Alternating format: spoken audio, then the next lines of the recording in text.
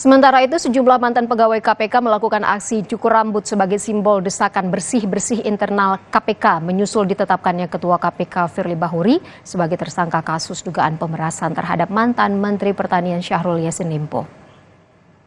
Mantan komisioner dan mantan pegawai KPK menggelar aksi cukur rambut di depan Gedung Merah Putih KPK pasca penetapan tersangka Firly Bahuri oleh Polda Metro Jaya.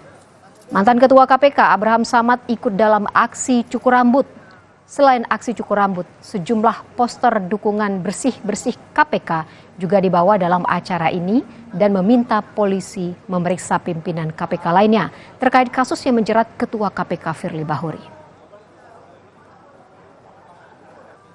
Harus segera ditangkap, dibawa ke kepolisian, diperiksa dan dilakukan penahanan.